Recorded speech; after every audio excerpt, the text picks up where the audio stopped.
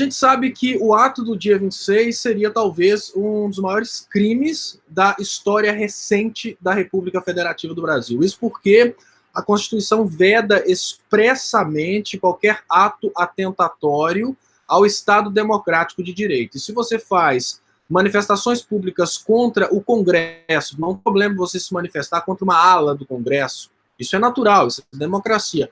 Mas contra o Congresso como instituição, contra o STF como instituição, você está cometendo um crime gravíssimo e, obviamente, esse crime é passível de prisão imediata, não tem nem que esperar processo de impeachment, nada disso.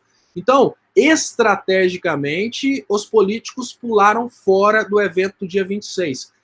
O gado, a massa de manobra, o povo manipulável, talvez não entenda o tamanho desse tipo de manifestação, o tamanho desse tipo de crime, que é um crime muito comparável ao terrorismo.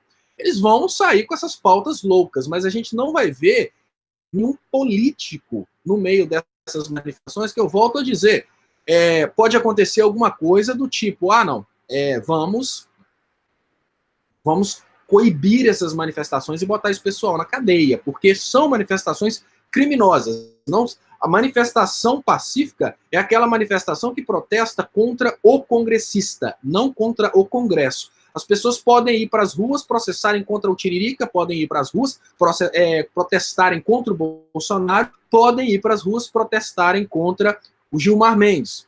Mas elas não podem protestar contra o Congresso Nacional, elas não podem protestar contra o STF, que são instituições da República, e se você começa a atentar contra o Estado Democrático de Direito, você começa a cometer um crime grave. Então, a saída do Bolsonaro ela é estratégica. O Bolsonaro fez realmente uma tentativa de fechamento do Congresso, uma tentativa de estabelecimento de um Estado totalitário, mas ele percebeu que ele já não tem mais o apoio da população. Se ele tivesse tentado esse fechamento do Congresso com 2 dias de governo, talvez ele teria conseguido. Hoje, não.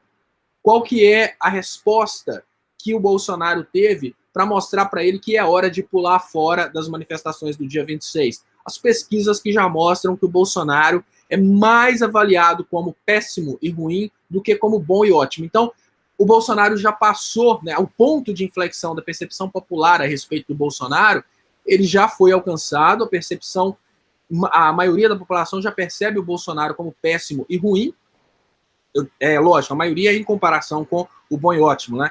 E nesse momento o Bolsonaro percebe que uma tentativa de atentar contra as funções do poder pode acabar, inclusive, tirando ele precocemente da presidência, sem a necessidade de um processo de impeachment. Isso que é o mais interessante. Atentar contra as funções do poder pode levar o Bolsonaro para a cadeia sem um processo, porque tem previsão para isso, inclusive com prisão e intervenção das Forças Armadas. As pessoas costumam dizer, a intervenção constitucional. Não, um dos poucos motivos constitucionais para a intervenção das Forças Armadas é uma tentativa de atentar contra o Estado Democrático de Direito ou contra o modelo republicano e federativo. Então, se tentar, por exemplo, um movimento separatista, as Forças Armadas podem, obviamente, atuar. Se tentar acabar com as funções do poder para prevalecer somente a presidência da República, que era o pensamento do Bolsonaro, também as Forças Armadas podem atuar. Só que o Bolsonaro contava com uma certa popularidade, por isso que ele começou a embarcar nessa brincadeira. Quando ele percebeu que ele está muito fraco na população, ele já começa a desmobilizar. Então ele vai desmobilizar todos os seus políticos, porque ele não quer ter nenhum representante dele nas ruas com a pauta de fechamento do Congresso ou a pauta de fechamento do STF. Importante, ainda que de forma indireta, ele pode não ter falado protestar pelo fechamento do Congresso, mas protestar contra o Congresso e contra o STF, a leitura que a gente tem é que existe uma tentativa de fechamento das instituições democráticas.